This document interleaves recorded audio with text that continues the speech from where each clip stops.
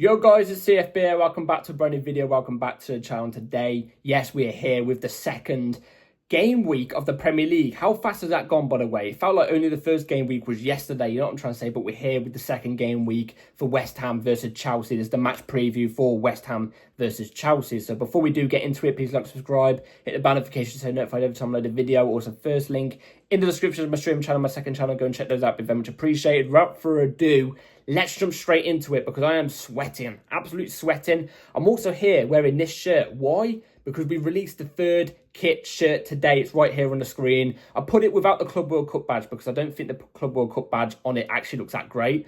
But what a beautiful kit. Oh my God, it looks stunning. It absolutely looks stunning. I've got no doubt, obviously, Chelsea are going to put the Club World Cup badge on it, obviously. But it just looks better without, in my opinion. It generally does look better without. You bet your bottom dollar, I've already ordered it. You know what I'm trying to say? It should be here either tomorrow or Sunday or in between, one of the two. Anyway, West Ham Chelsea, there's going to be a very, very tough game, in my opinion. You know what I'm trying to say? Not as tough as the Crystal Palace game, obviously, because Crystal Palace, in my opinion, are a much better side. Look like a very, very good side. Look like they're going to have a very exciting season as well. But it's still going to be a tough game. This isn't, obviously, we're going to West Ham's ground as well. That's usually tough in and itself. It's usually a tough ground to go to. We see it all the time. Every time we go to their ground, it's usually a stubborn low block. But this is what I was going to get onto. West Ham aren't the same team. They're not the same team. They lost, obviously, I think they lost 3-0 to Sunderland, didn't they, in the last game, if I'm not mistaken? Graham Potter is under so much pressure, like so much pressure. You know, West Ham fans want him out. You can see it in the interviews. He looks like he's under pressure. There's a lot of pressure on Graham Potter's shoulders at the moment. So there's that as well. Like I said, they've not had a good start to the Premier League season already. They didn't have a good end to the Premier League season. You know, Graham Potter, again, was under so much pressure. This isn't the same West Ham side. That's why I'm somewhat confident going into this game, even though I still think it's going to be a tough game. I still am somewhat confident because this isn't a West Ham side where we're going to go to their ground and they're going to settle with an extremely low block with their physical defenders, because they've got physical, tall, strong defenders. They're not going to settle with a low block, I don't think. Graham Potter doesn't play in that way. Graham Potter likes to attack teams. He likes his team to be on the front foot, which obviously plays into our favour because we usually do better against those type of teams. I don't think West Ham suits that type of football. So for one, I think we're actually going to be better against this type of team than we did against Crystal Palace. For two, if he does go for stubborn low block, which he could do at some point, I think we could break it easier than what we break other teams' low blocks. And not because of the West Ham players, but in terms of the way they could set up the low block, because that's not Graham Potter's, you know, thing. That's not the way Graham Potter plays, you know what I'm trying to say? So it should have some faults, you know what I'm trying to say? So West Ham going to their ground, we went to their ground last season, we won 3-0 as well, you know what I'm trying to say? Thanks to two brilliant goals from Jackson scoring a brace, you know what I'm trying to say? So it's still going to be, either way, it's still going to be tough. It's still going to be very, very tough going to West Ham's ground. And either way, I'm very, very excited because Chelsea have to pick up a win tomorrow. Obviously, we drew to Crystal Palace in the last game, 0-0. Both teams deserved the draw. It's a 50-50 game. Both teams had their moments. Both teams had their down moments, obviously. But we have to win tomorrow. If we draw or lose tomorrow, the backlash on social media is going to be astronomical. If there was backlash over a draw in the very first game of the Premier League season against a very, very good Crystal Palace side, yeah, I cannot imagine drawing or losing the second game. Rival fans and our own fans as well, because there was a massive outbreak for some reason. There's a massive meltdown on the timeline on Twitter in the last game. Everybody would be gunning at us if we draw or lose tomorrow, even though it's still the second game of the season. I don't get the upsetness about this. It's the first game and the second game of the season. You shouldn't judge a team on their season until around 7, 8, 9 maybe games of the Premier League season. You know what I'm trying to say? Unless your first 5 are straight losses. You know what I'm trying to say? Then there's a serious problem.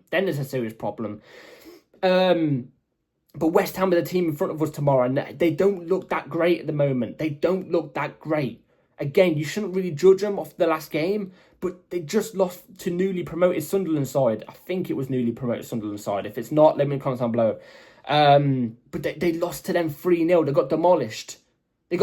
I know they got demolished away from home, but like you know what I'm trying to say? I expect us to kick into gear tomorrow. I expect us to play a lot more better. If they are coming at us, that's our game. I'm expecting us to break them down. Even a low block tomorrow, because it's not Graham Potter's thing, I'm expecting us to break them down. I'm expecting more players to pick the game up by the scruff of the neck tomorrow, because one of my biggest pet peeves about the Crystal Palace game was nobody grabbed the game by the scruff of the neck. We tried to get Palmer on the ball, but we didn't get him on the ball near enough because he was marked out the game.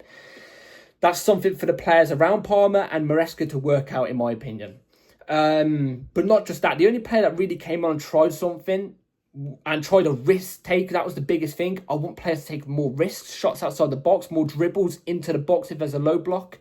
The only player that tried that was Estavo in the last game, was Estavo. So I'm expecting more players tomorrow to do that. You know what I'm trying to say? Against a lower team, quality team. You know what I'm trying to say? No offence to West Ham at all. Like I said, there's still going to be a tough game. But they're not quite Crystal Palace, a team that won the FA Cup last season, won the Community Shield, albeit it's the Community Shield, but they still won it. You know what I mean? Against Man City, who they beat in the FA Cup. Community Shield, they beat Liverpool. So we should be picking up 3 points tomorrow. And it will be a little, I will not lie, it will be a little concerning if we don't pick up the 3 points tomorrow. It will be looking a little bit concerning. I won't say, oh my God, season's over, like some people are trying to say. But it will be a little concerning, because we should be beating this West Ham side. We should be. Even with the players that have come in, they're looking to adapt. I still expect us to beat West Ham tomorrow. We've got injury news, really good news as well. Tosin Adebayo's back, so if he's in the team tomorrow, which you're going to have to see in my lineup in a second of what I would like to see, he will add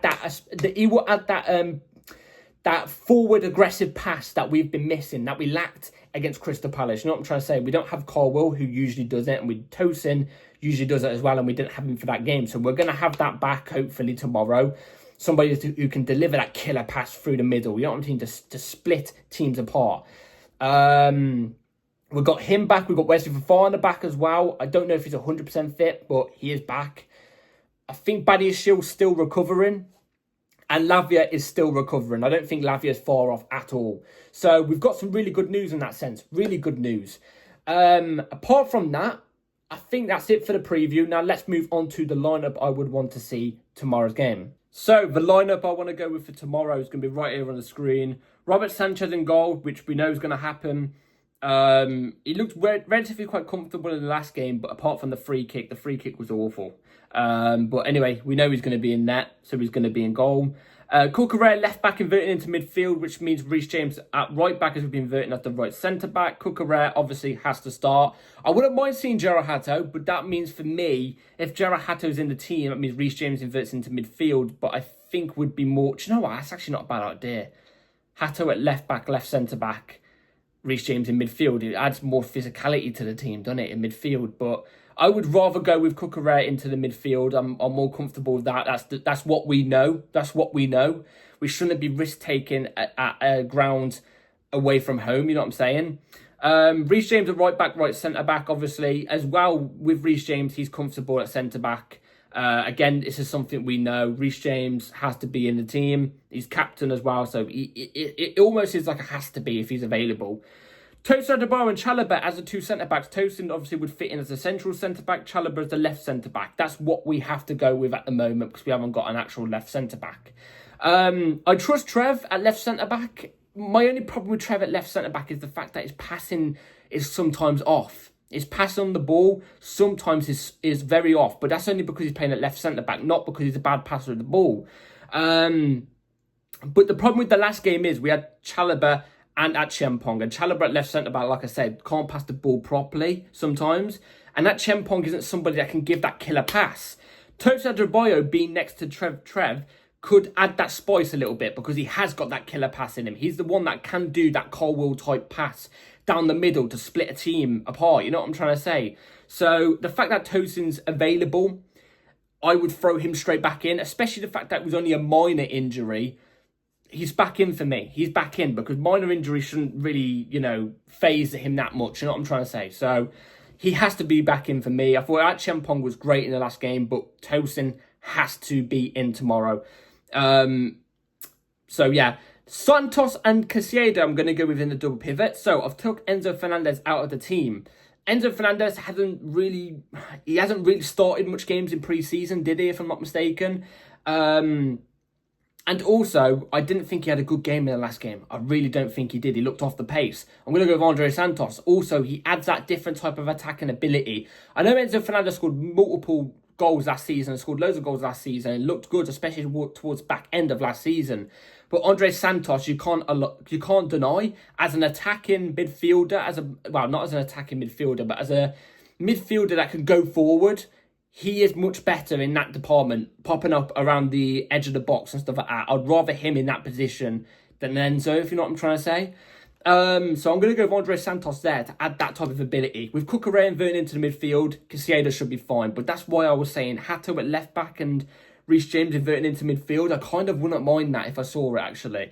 Caicedo midfield, self-explanatory, you know what I'm trying to say. The player that is currently out still is Lavia. I've just remembered. Lavia's still out.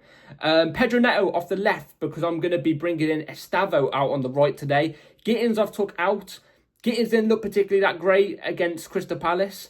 So I'm going to go with Neto for tomorrow. Gittins has still got to adapt. You've still got to give him time to adapt. Neto, I think he's going to be quite vital tomorrow, Neto will. Especially spotting the big man up front, who we're going to get onto in a second, who you can obviously see on the screen. Neto, his crosses, in my opinion, are going to be very important tomorrow. Very important. They've got to be on it. His pacing behind as well, obviously, you know, it's going to be vital.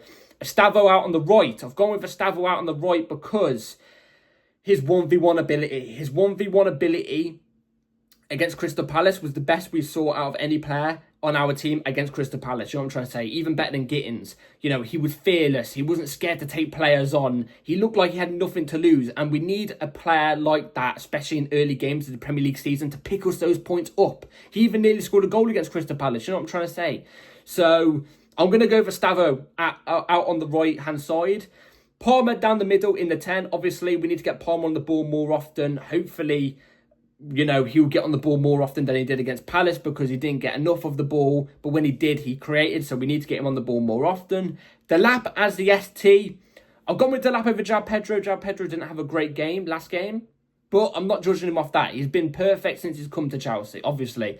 But I think tomorrow will suit Liam Delap way more. And I say that because the defence West Ham have, or like I've already said, are a very physical, tall defence. You need a bully. You need a bully to run them ragged across that defensive line, obviously. Crosses could be very important tomorrow as well. That's where Pedro Neto comes in. Pedro Neto has to find Delap on a cross. If he does, I've got no doubt Delap has the strength and power to sometimes beat those West Ham defenders. He does. You know what I'm trying to say? He does. Compared to a João Pedro, where that's not really his game. You know what I'm trying to say? We saw him up against physical defenders in the last game, and their defenders aren't as physical as West Ham defenders, and João Pedro, it just didn't suit him. Him coming off the bench in this type of game would suit him more because the defenders will already be tired. You know what I'm trying to say? So the Lap's got a big game for him tomorrow. You know what I mean?